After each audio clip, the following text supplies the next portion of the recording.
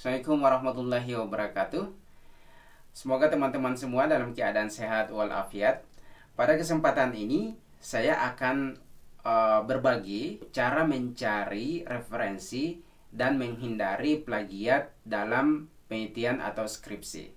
Beberapa dari teman-teman yang telah menonton video saya sebelumnya, yaitu cara menemukan ide dan judul penelitian atau skripsi, menghubungi saya dan menyampaikan begitu sulitnya menemukan ide dan judul penelitian. Saya katakan memang mencari atau pekerjaan penelitian ini adalah pekerjaan yang lebih sulit dibandingkan yang lain dalam konteks perkuliahan atau akademisi. Kita perhatikan misalnya untuk mata kuliah saja SKS-nya skripsi itu lebih banyak dibandingkan dengan mata kuliah yang lain. Nah, itu baru mencari ide dan judul skripsi atau penelitian.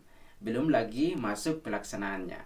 Kalau dalam pelaksanaannya kita akan menemukan lebih tepatnya adalah tantangan yang lebih dari sekedar mencari ide atau judul skripsi. Itulah sebabnya saya katakan di video tersebut bahwa sangat penting untuk menyukai atau mencintai atau merasa butuh dari penelitian ini.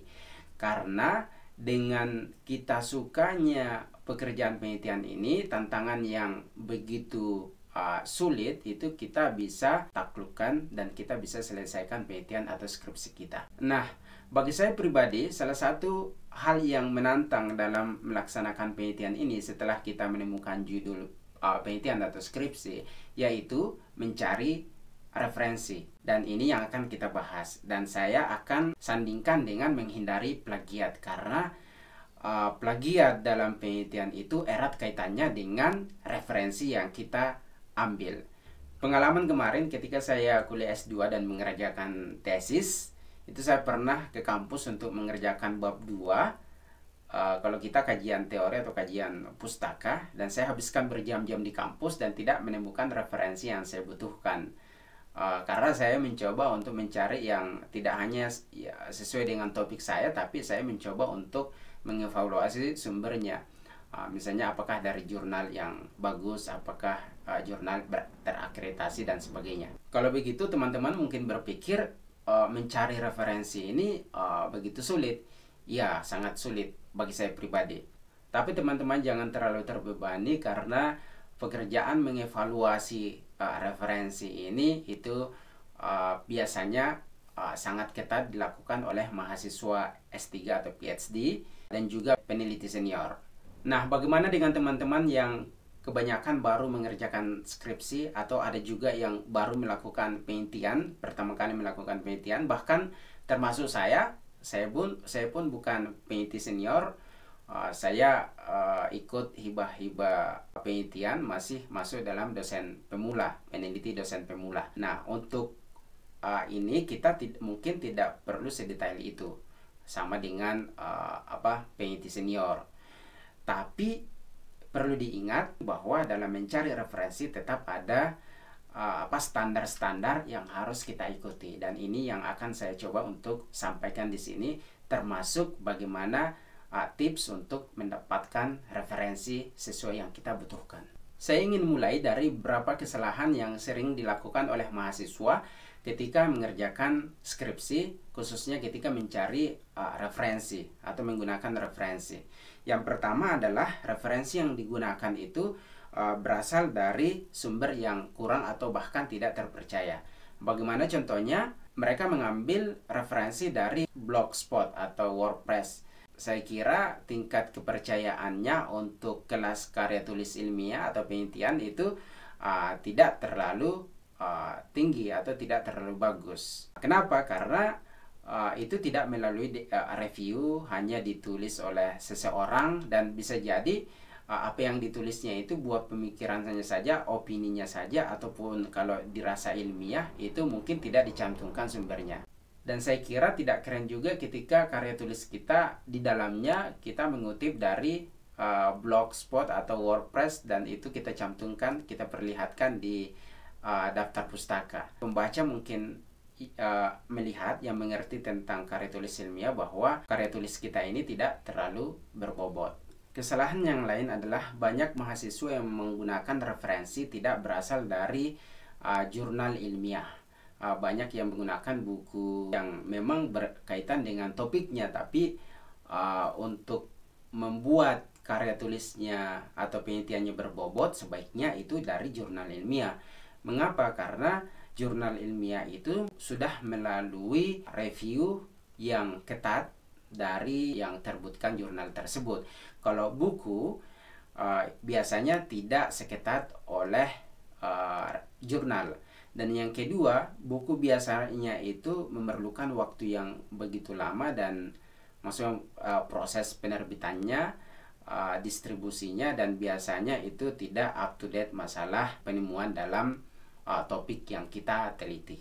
Nah, ini juga penting. Banyak dari mahasiswa yang tidak menggunakan referensi up to date. Up to date itu standarnya ada yang pakai 5 tahun terakhir, ada yang pakai 10 tahun terakhir. Penelitian dosen pemula yang saya daftar dan lulus baru-baru ini tahun 2020 itu standar up to date-nya dia tulis di panduannya 10 tahun. Jadi mungkin itu bisa dijadikan standar. Teman-teman kalau mencari referensi, usahakan 10 tahun terakhir. Nah, agar referensi kita lebih berbobot, misalnya lebih up to date dari sumber yang terpercaya, maka kita harus melakukan strategi tertentu dalam mencari referensi ini supaya kita lebih efektif dan lebih tepat sasaran. Maksudnya tepat sasaran, yang kita inginkan itu yang kita dapat. Nah, berikut ini saya mau sampaikan beberapa strategi yang saya gunakan secara pribadi dan mungkin juga akan berguna bagi teman-teman yang sedang melakukan penelitian atau skripsi. Yang pertama adalah pergi ke perpustakaan dan mencari referensi yang ada di sana, misalnya buku, jurnal, skripsi yang berkaitan dengan topik kita. Tapi ini memiliki beberapa kelemahan seperti persoalan waktu dan tempat, apalagi di masa wabah ini kita mungkin sulit untuk ke perpustakaan. Kelemahan yang lain adalah referensi yang kita dapatkan atau kita cari di perpustakaan itu terbatas. Terbatas dalam artian misalnya tahun, mungkin kita akan sulit temukan referensi yang up to date di perpustakaan, apalagi kalau perpustakaannya kecil. Misalnya kampus kita kecil, bahkan banyak kampus di daerah yang tidak memiliki perpustakaan yang memadai. Kita bisa tetap saja pergi ke perpustakaan karena di perpustakaan kita tetap bisa mendapatkan referensi yang kita butuhkan. Tapi strategi yang lebih efektif kita lakukan saat ini adalah mencari referensi melalui online. Nah, ketika kita mencari referensi secara online, kita harus pastikan kita mendapatkan referensi itu dari sumber yang terpercaya. Seperti yang saya sampaikan tadi, jangan sampai teman-teman mendapatkan referensi dari situs atau website yang tidak terpercaya secara akademik, misalnya Blogspot, blog pribadi, WordPress, dan sejenisnya. Bagaimana contoh sumber yang terpercaya? Misalnya begini. Jika teman-teman membutuhkan data statistik, sebaiknya itu didapatkan dari BPS. Karena banyak juga data statistik itu dikeluarkan oleh media online misalnya. Media online-nya pun itu juga bertingkat-tingkat taraf kepercayaannya. Ada yang media nasional yang sudah terkenal memiliki riset yang bagus, tapi ada juga media yang abal-abal lah ceritanya. Jadi itu harus dihindari. Contoh yang lain yang saya maksud sumber terpercaya adalah usahakan data atau referensi yang kita dapatkan itu berasal dari sumber primer. Misalnya tentang kebijakan pemerintah. Data yang kita ambil itu harusnya sebaiknya data yang bersumber langsung dari pemerintah. Misalnya data peraturan, data kebijakan yang dikeluarkan secara resmi oleh pemerintah daerah atau pemerintah pusat. Bukan data yang kita ambil dari sumber lain yang sudah melalui pengutipan berkali-kali. Nah, sumber yang paling disarankan dalam menulis penelitian itu adalah jurnal ilmiah. Maka strateginya adalah kita harus mencari jurnal ilmiah sebagai referensi kita. Tinggal kita mencari referensi ini bagaimana caranya. Sekarang gampang saja. yang paling umum kita lakukan adalah buka Google, terus ketik kata kunci referensi yang teman-teman inginkan atau butuhkan. Nah, setelah teman-teman mengetik kata kunci referensi di Google dan tekan search, maka teman-teman akan mendapatkan begitu banyak referensi yang teman-teman siap buka. Nah, disinilah pentingnya untuk memilih yang terpercaya. Langsung saja pilih situs jurnalnya. Nah, di situ teman-teman akan diarahkan ke referensi atau ke website yang berisi jurnal-jurnal yang berisi dengan kata kunci referensi teman-teman. Bahkan di situs website tersebut teman-teman bisa mengetik kata kunci yang lain untuk mendapatkan referensi yang teman-teman butuhkan. Nah, itu cara pertama, yaitu dengan menggunakan Google. Cara yang kedua adalah kalau teman-teman sudah punya nama website jurnalnya, langsung saja ketik website jurnal tersebut, dan di website tersebut teman-teman melakukan pencarian kata kunci referensi yang teman-teman butuhkan. Nah, cara yang ketiga ini yang sering saya gunakan juga, yaitu dengan menggunakan Google Scholar. Ketik saja scholar.google.com, atau kalau teman-teman tidak tahu situsnya, teman-teman ketik saja di Google, yaitu Google Scholar, maka teman-teman akan diarahkan ke website Google Scholar. Nah, di website Google Scholar teman-teman ketik lagi kata kunci referensi yang teman-teman ingin cari. Setelah itu maka teman-teman akan mendapatkan hasil referensi yang begitu banyak yang sesuai dengan kata kunci yang diketik tadi, dan semuanya itu adalah jurnal, ataupun kalau bukan jurnal itu adalah karya ilmiah.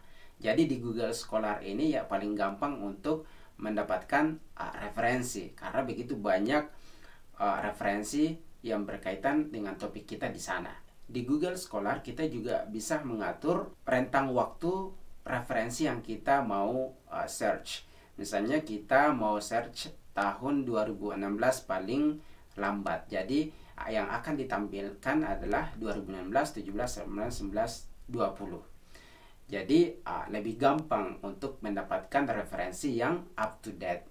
Kelemahan menggunakan Google Scholar ini adalah kita tidak bisa mendapatkan full akses ke artikel jurnal yang kita dapatkan. Tapi tenang, itu tidak semua. Banyak juga yang kita bisa mendapatkan secara full. Jadi kita bisa download artikelnya secara full dan kita bisa gunakan referensi tersebut. Tapi kalau kita misalnya mendapatkan referensi yang kita ingin kutip, tapi kita tidak bisa download full artikelnya karena kita tidak punya akses. Kenapa tidak punya akses? Ya karena kita tidak bisa bayar. Kalau teman-teman mau beli ya silakan dibeli, dan itu mahal, ratusan ribu, bisa 300-an ribu rupiah. Jadi bagaimana caranya? Teman-teman cuma bisa mengakses abstraknya. Ya kalau memang tidak bisa di-download dan mau digunakan, ya sudah pakai saja abstraknya. Mungkin ada yang bisa dikutip di abstrak tersebut. Nah, mungkin teman-teman sudah melakukan langkah-langkah tersebut tapi masih belum mendapatkan referensi, atau referensinya masih kurang. Ya masih ada cara yang lain. Cara yang lain adalah teman-teman menggunakan kata kunci yang lain, misalnya sinonimnya. Misalnya mau mencari pendidikan anak, ya sudah pakai misalnya pendidikan siswa. Itu kan bersinonim, pendidikan anak, pendidikan siswa, dan sebagainya. Contoh-contoh seperti itu mungkin teman-teman sesuaikan di bidangnya. Pakai kata kunci yang sinonim dan akan muncul referensi yang berbeda. Cara yang lain untuk mendapatkan referensi yaitu dengan menggunakan kata kunci bahasa Inggris. Jadi misalnya kita ambil contoh pendidikan anak tadi masih kurang didapatkan, ya coba pakai kata kunci child education. Itu akan didapat referensi berbahasa Inggris, dan itu lebih bagus lagi kalau dari jurnal internasional. Jadi kalau begitu kita harus tahu bahasa Inggris. Iya, makanya sangat penting untuk belajar bahasa Inggris lagi, karena itu untuk menunjang pekerjaan akademik kita, bahkan mungkin pekerjaan setelah kita selesai. Nah, ketika teman-teman sudah menemukan berbagai referensi setelah mengetik kata kunci di Google Scholar, tentunya teman-teman yang akan dilakukan adalah membuka jurnal tersebut. Nah, ingat, apa yang didapatkan itu belum tentu teman-teman butuhkan. Teman-teman harus baca lagi. Disinilah tantangannya dalam mencari referensi, karena kita harus banyak membaca. Kita baca dan belum tentu itu belum tentu sesuai dengan topik kita. Kalau tidak sesuai, kita buang. Kalau sesuai, kita ambil. Nah, di sini penting, yang paling pertama kita lakukan adalah baca judul. Kalau sesuai judul, lanjut baca abstrak. Kalau tidak sesuai judul, ya sudah, tinggalkan saja. Itu yang saya lakukan, karena banyak referensi yang saya mau baca. Nah, baca abstrak, lihat findingnya atau kesimpulannya. Mungkin di situ ada yang bisa dikutip dan itu bisa digunakan sebagai referensi. Nah, kalau bisa download artikelnya lebih bagus lagi. Jadi teman-teman download dan baca judul, abstrak, dan lakukan skimming dan scanning, yaitu baca cepat atau membaca dengan mencari informasi yang dibutuhkan. Karena biasanya jurnal itu sampai 17 halaman itu akan memakan waktu yang sangat lama kalau dibaca secara detail. Pada tahap selanjutnya adalah note taking. Kalau kita sudah mendapatkan referensi yang kita butuhkan, ya sudah, ambil saja itu, terus pindahkan masuk di pekerjaan kita atau di file catatan tertentu. Dan ingat, jangan lupa mencantumkan sumbernya. Enaknya di Google Scholar, kita bisa langsung mendownload sumbernya langsung dalam format daftar pustaka. Selain mencari referensi, tantangan yang lain dalam melakukan penelitian atau skripsi adalah menghindari plagiat. Plagiat adalah mengambil karya orang baik sengaja maupun tidak disengaja. Jadi disinilah uniknya, karena walaupun tidak disengaja itu bisa masuk dalam kategori plagiat. Mengambil karya orang lain secara disengaja bisa kita pahami itu sebagai plagiat, sangat gampang dipahaminya. Sebagai contoh, misalnya seorang profesor mengambil karya tulis mahasiswanya, kemudian itu dijadikan sebagai karya tulisnya dan menganggap bahwa karya tulis tersebut adalah karya sang profesor, bukan si mahasiswa, dan itu jelas-jelas plagiat. Saya ambil contoh ini karena kasus ini pernah terjadi pada senior saya. Karyanya diambil oleh dosennya dan itu menjadi kasus bagi dia di kampusnya.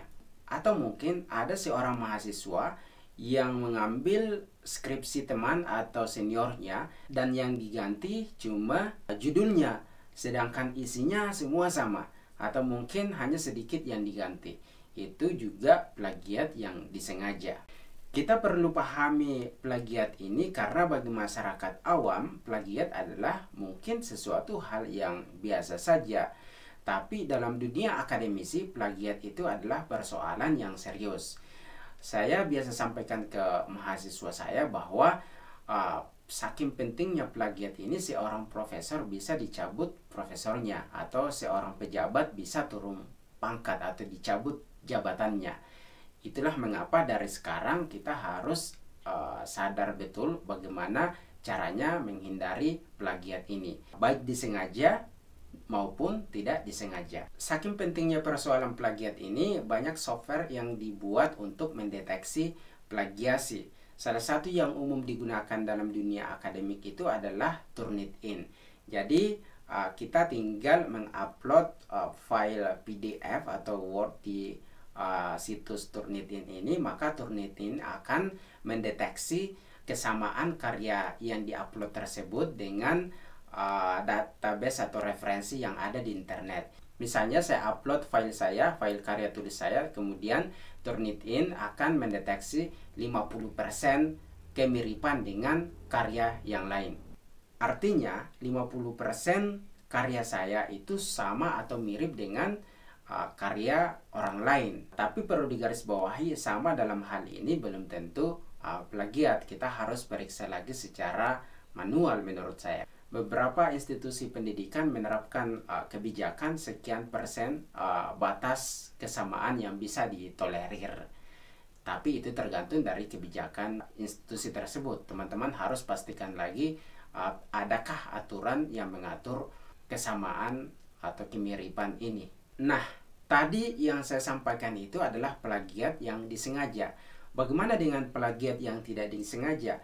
Karena yang saya perhatikan banyak juga mahasiswa yang sebenarnya tidak ingin plagiat, tapi dia plagiat artinya tidak disengaja. Itu kelalaian. Tapi ini bukan alasan untuk mentolerir plagiat, karena sekali lagi yang namanya sengaja maupun tidak sengaja itu tetap dianggap tidak etis dan plagiat. Maka yang kita harus lakukan adalah menghindari plagiat yang tidak disengaja itu. Biasanya penyebab dari plagiat yang tidak disengaja ini adalah karena tidak tahu teknik pengutipan atau juga kutipan tidak sesuai dengan daftar pustaka. Saya kasih contoh, misalnya seseorang menulis di skripsinya, isi skripsinya kutipan dari salah seorang sumber, misalnya Muhammad Ihsan. Tapi setelah diperiksa di daftar pustaka tidak ada Muhammad Ihsan, maka pembaca akan mempertanyakan ini kok ada di isi tapi tidak ada di daftar pustaka. Atau sebaliknya, misalnya ada di daftar pustaka Muhammad Ihsan tapi setelah diperiksa di isi itu tidak ada Muhammad Ihsan. Penyebab yang lain adalah salah tulis sumber. Misalnya dia mengutip salah satu penulis, misalnya namanya Muhammad Ihsan, tapi yang ditulis adalah Zulkifli misalnya, karena saking banyaknya referensi yang dia dapatkan akhirnya salah tulis. Itulah yang saya maksud tidak disengaja. Nah, oleh karena itu walaupun tidak disengaja kita harus melakukan strategi untuk menghindarinya. Nah, strategi yang paling ampuh di sini adalah satu, menggunakan note taking. Note taking itu berkaitan dengan mencari referensi tadi.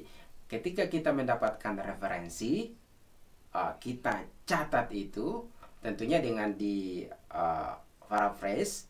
Paraphrase itu jangan sama persis, jangan copy paste, jangan sama persis referensi dengan yang kita tulis. Kita harus menggunakan kata-kata kita sendiri sebagai penulis, walaupun idenya tetap sama dengan referensi kita. Dan ingat, ketika kita catat note taking, kita langsung cantumkan sumbernya, pastikan sumbernya sudah ada di situ. Nah, untuk lebih gampangnya dalam proses note taking ini dan menulis sumbernya, kita menggunakan referencing software. Jadi ada banyak software yang digunakan untuk keperluan referensi dalam penulisan karya tulis ilmiah, seperti EndNote, Mendeley, Zotero. Ketiga software yang saya sebutkan tadi sudah saya pernah gunakan semuanya, tapi menurut saya yang lebih bagus itu adalah EndNote. Jadi teman-teman mungkin juga bisa menggunakan EndNote. Tapi kalau mau menggunakan yang lain silakan. Dan kalau tidak salah itu versi online-nya ada. Kalau EndNote itu kita install, tapi terbaru saya lihat kayaknya sudah ada juga versi online-nya. Penggunaan EndNote ini mungkin saya akan jelaskan pada video yang lain. Oke teman-teman, saya kira itu yang bisa saya sampaikan berkaitan dengan topik mencari referensi dan menghindari plagiat dalam penelitian atau skripsi. Kalau ada pertanyaan silakan teman-teman bertanya, dan mudah-mudahan saya bisa menyelesaikan untuk menjawab pertanyaan tersebut. Terima kasih sudah menyimak, semoga bermanfaat, semoga penelitian dan skripsinya lancar. Terima kasih. Assalamualaikum warahmatullahi wabarakatuh.